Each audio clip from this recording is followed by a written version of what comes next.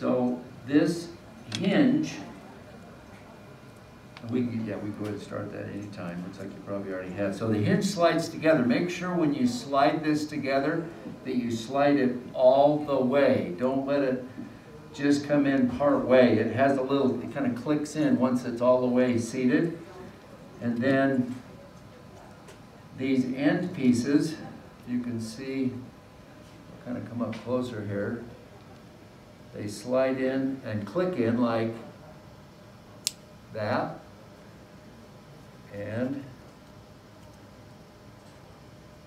we have, let's see, we have two of the same, I think, in this one. Maybe not. Nope, we're good. Okay. So the other one clicks in like that one's a little tough. And so there's your little mini articulator that's going to work for your triple tray impression. It's important that all the pieces snap in all the way, they go right to place. This little peg right here is just something left over from manufacturing, so you can keep it, you can break it off and get rid of it like that. It serves no other purpose. So before you do anything, you want to try it in. First off, we look at our impression here and say, all right, clinically what you often get is nice high sidewalls because the tongue and the cheek are pushing against the material, and so it kind of goes in both directions away from the occlusal table. On these typodonts, it takes the path of least resistance, doesn't it? It just goes outward.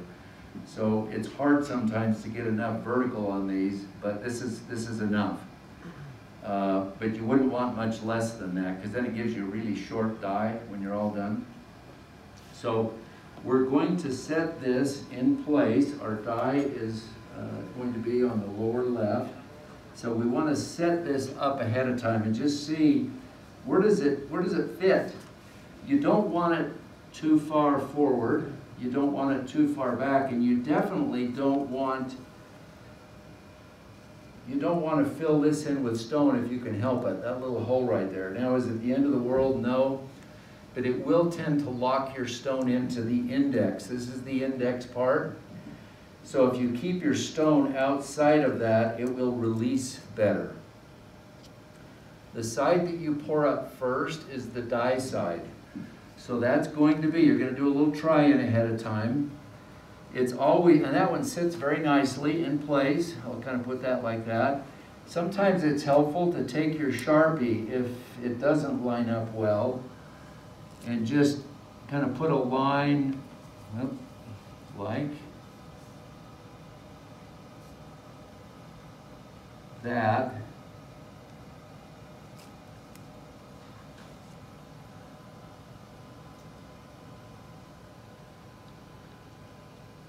Just so that when you come back to this, you've tried it out, you've kind of lined things up so that your index is over the arch. You don't want it too far forward back, but even worse is out to the side like this or in too far. A little bit's okay, but if it deviates too far to the lingual or the buccal, it makes your die kind of funky shaped. And so you try to get it in line with the index. And this one sits nicely on the index. Those little lines that I've created will just help me when I go to pour everything up, okay? So sometimes those can be helpful. Now, the thing you absolutely do not want to forget, so we've decided which side it is. It's going to be this piece that we pour up first, like that, because here's the tooth preparation. It's going to go just like that in the lower left quadrant, isn't it? So at this point, let's take this off. And we're just going to deal with these two pieces, and we know how it orients. A very important step is to go over a garbage can and spray a silicone separator inside your index, okay? Down inside the can like that. Otherwise, you're going to have a tougher time separating this from the index. So that's how it's going to go together in just a minute. You've got 100 grams, and I'll just move this over, 100 grams of stone to 23 mLs of water. I'm going to vacuum mix this in the wet lab. This is actually enough for 2 cases. So let's get another case ready and we'll pour both, because 50 grams will pour 1/2. It'll pour 1 arch. And you're going to just do one at a time. So does anyone else have an articulator and an impression, and we'll pour them both up with as much as we have here? Dan does. Dan has one. Okay. No, I think we'll be good. So let's keep them separate here. We've got, going to turn that over like that. Let's make sure all of our pieces are in all the way. And so that one, let's see how that one lines up. Yeah, and that one lines up quite well too. So let's mark that one.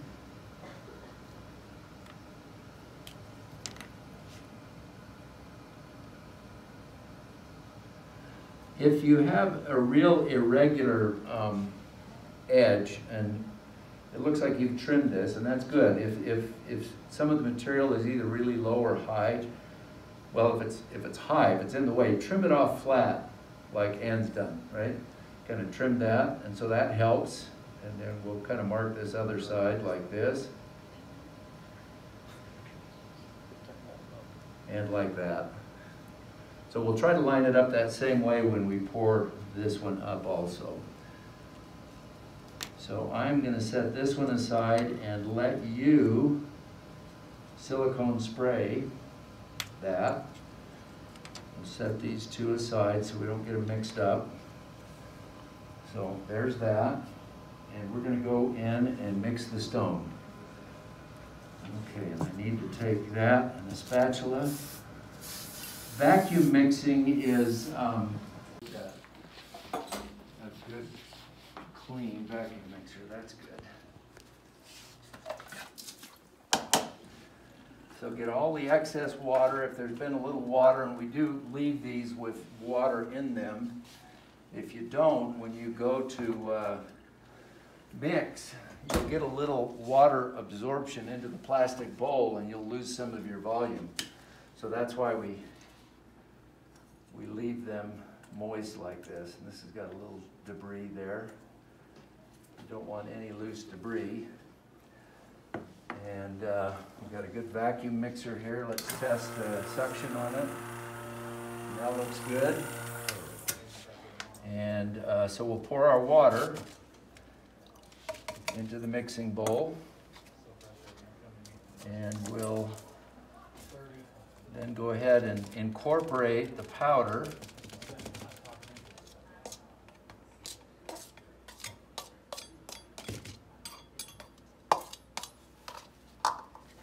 And at this point, if you can just get the powder incorporated, you're not really mixing it, you're just getting it moist so that you don't have any chunks of powder, dry areas. And then kind of scrape off the excess. And so that's really all you need to do, is just take it to that point. And then put the top on, engage it, engage your vacuum line, and then when you slip this into place, 10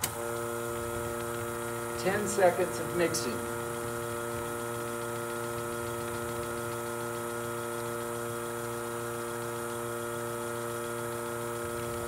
Very good. And we're going to keep this going because we can unhook the vacuum line. So this is a vibrator right here, and we're going to lift the mixing times now off.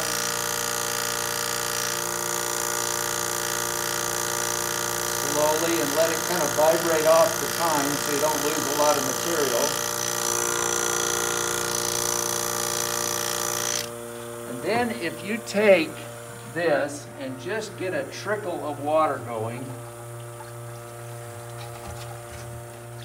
and set it so it just, I'll let you kind of film in there. You can see how that trickle of water is running over the edge of the top of the mixing bowl. By the time you come back to it, it'll be pretty clean. Don't forget to do that, or you're going to end up with stones set on your on the mixer. Start out in the lowest part. Is right. I don't know whether that camera's in the right spot or not.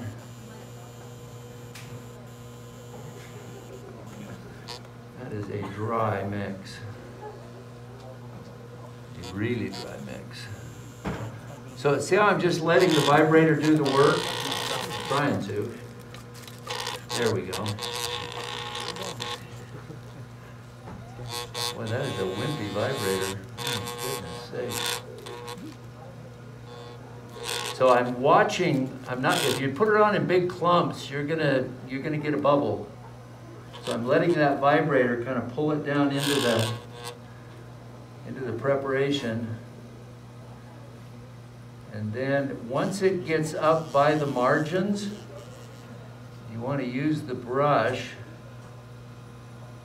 And that's where you'll get a bubble, is right at those corners. So I'm painting it right in along the edge. And if there's any question, why is that thing stopping whenever I go to resist it? So if there's any question, do that. Dump it back out so that you can see a thin film inside there, and make sure that indeed you've covered that.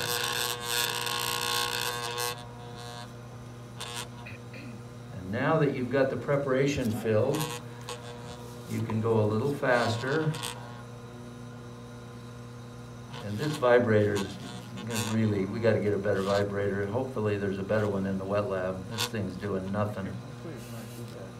This is terrible, terrible vibrator. Anyway, it's like, I could shake it better. It's like it vibrates until you touch it with something. Then it says, no, I've had enough. So you want to fill up the arch like that, okay? And then I like to, because this is such a dry mix, I may not try to pour both of these, even though there's plenty of stones for it. But if you can build up a little backbone on that, like that, set it aside. Don't set it anywhere where the vibrator is going to, of course this vibrator won't do anything, but, okay. And then, now go to your index and do the same thing. You're going to just start to fill it up. Come on.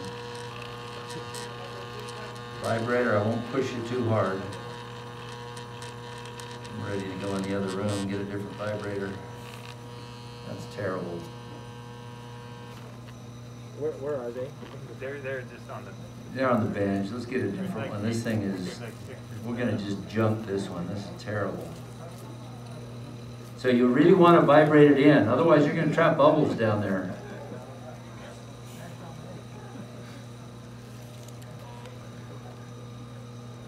Where did we get this thing? Jeez. You're just ready to break it by now. Got another one coming. You know, I was struggling with just technicalities of Zoom calls earlier today, and I'll tell you, I am tired of things not working.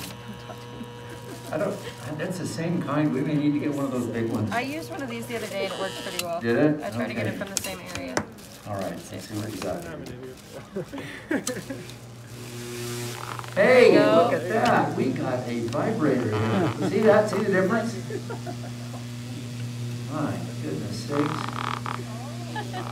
That's what a vibrator is supposed to do.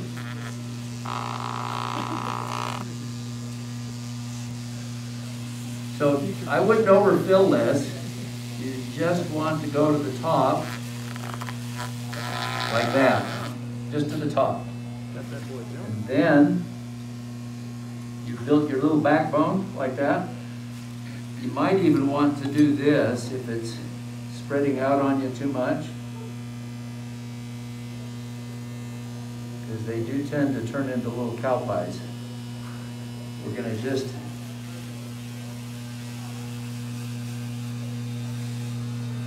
set that on there.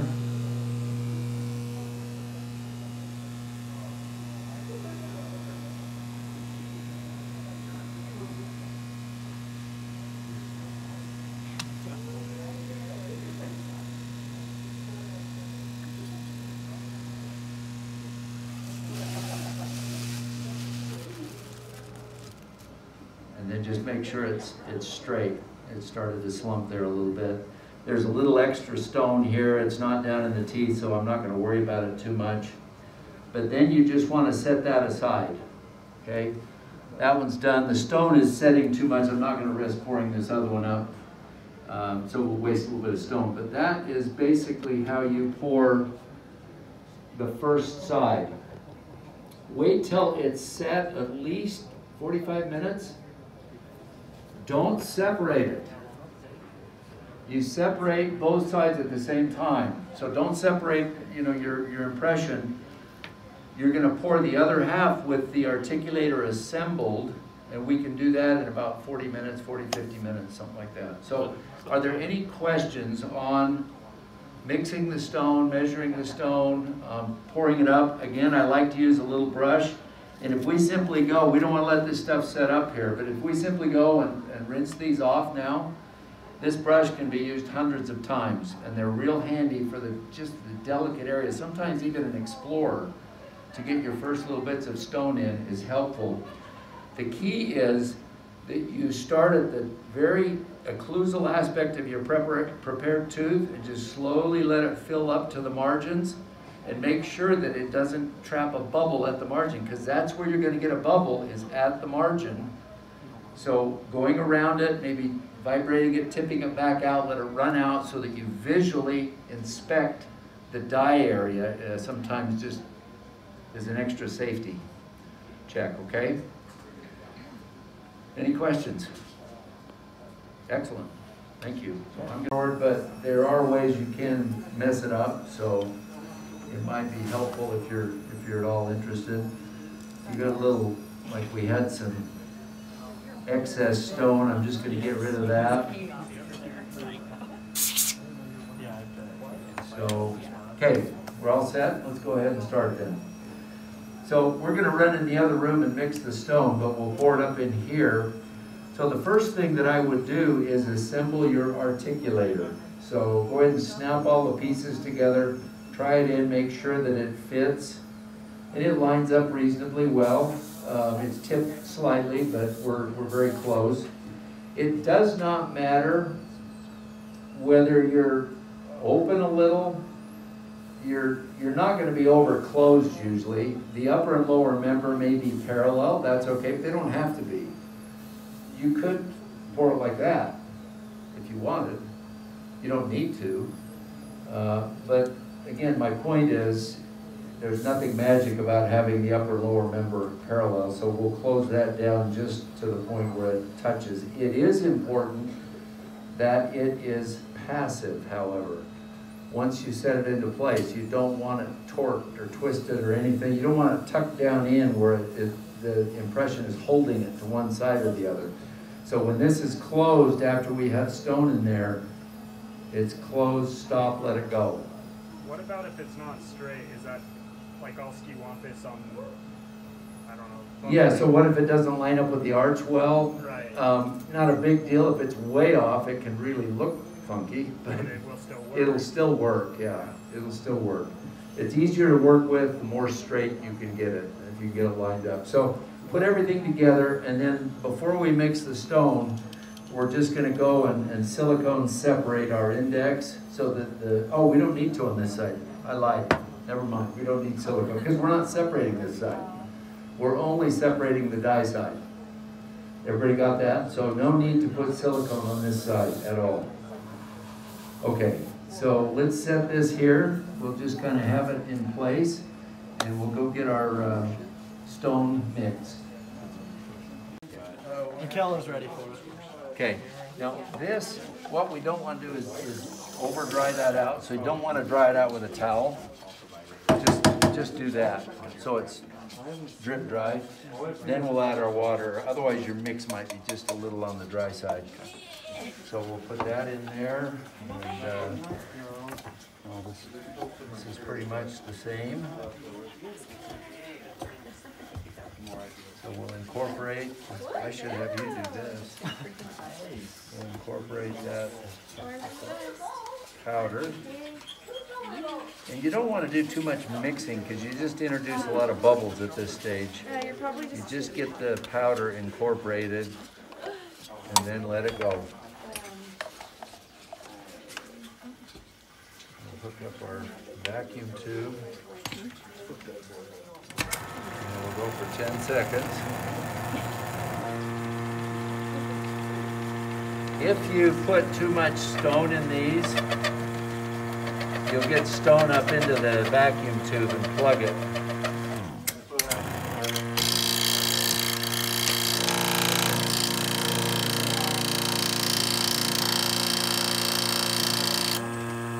A little vacuum on top of that.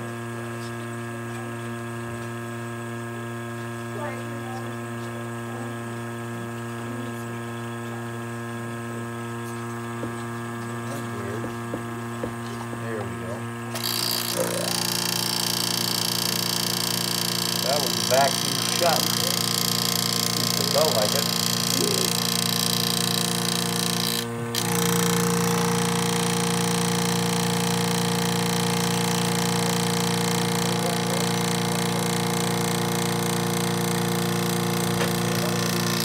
Okay, and then we'll just put a little trickle of water over this guy. Like that. Come back to it. That's the second one. Okay. So this one, you don't necessarily have to start with the brush, but if you're worried about trapping bubbles on this occlusal surface, I mean, use a brush. It's easier. If that's your worry. Now, you could use a spatula, just don't clump it in a hurry.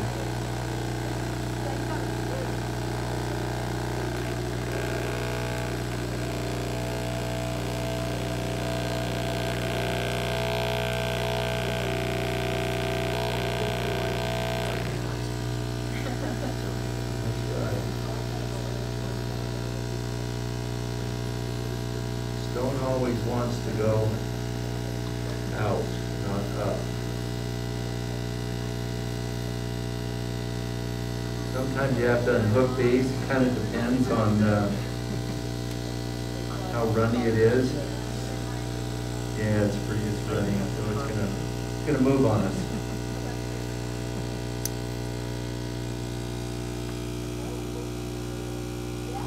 Thank you.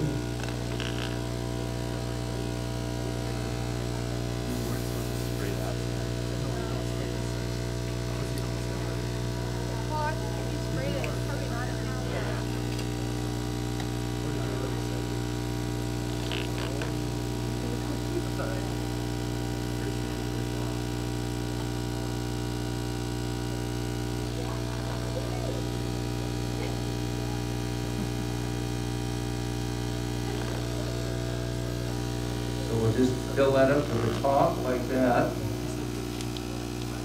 And I want to make sure on this side before I reattach it that I have, again, I like just a little bit of a backbone, a little extra.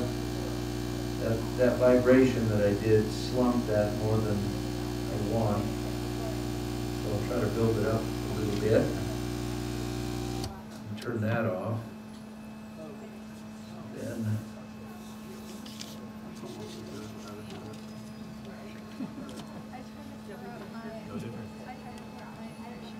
again, make sure it's really important that that seats all the way in there. And then just tip it over to a touch so that it engages. And that's maybe not quite engaged enough. There's a bit of a gap still. You can, I don't know if I can show you on this. So it's okay, but it's a little gappy on the inside there, so I'm going to just build it up a little bit more before I finish this one.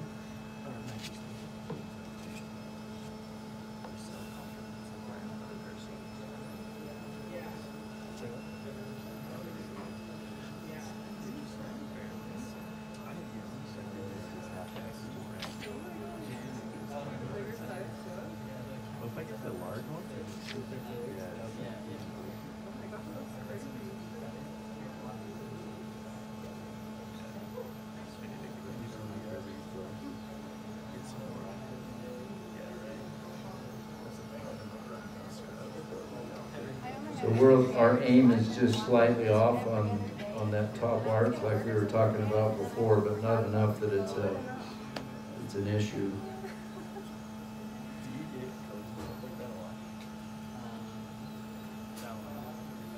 And that's about it. The important thing at this point is that it is passive. You're not torquing that top member at all, and that it's assembled together all the way. Even though they diverge a little toward the front, that's not a big deal. And then just set that aside, let it set up, and that part's done. So let's talk for just a second about why we pour the dye side first versus the other way around.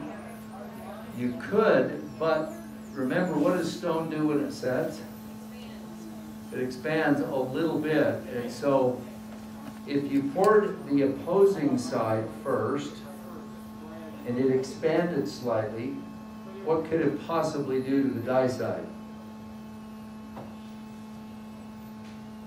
Distort it a little bit. So if you take the top of that, even though it's a very small amount, if you take the top of your impression and the stone expands a little, it can change the dimensions of the dye side. So which side's more critical to get right on? It's obviously the dye side. If we get a little expansion or change on the opposing arch, it's not near as big a deal. So that's why we pour the dye side first and then pour the opposing side, so that if there is a little bit of expansion that might affect that, it's not a big deal, okay? Because the other side's set now. It's not going to change, the dye side is. Once it's all poured, then you can separate everything. So don't ever separate anything until both sides are poured and set. And I'd let them set, 45 minutes is not enough now. You could break a tooth. I'd either let it set overnight, I'd at least go an hour. Remember, stone takes at least an hour to get your initial moist strength, right? Safely, wait till the next day. And you can't trim it when it's moist anyway, right? If there's water in it, it's kind of messy to trim, so you'll want to leave it overnight before you do anything else to them, okay? Good. Any questions? Good? Okay, thank you. So let's go ahead and we'll clean these up too. And, oh, I waited too long. Sorry about that. I have a question about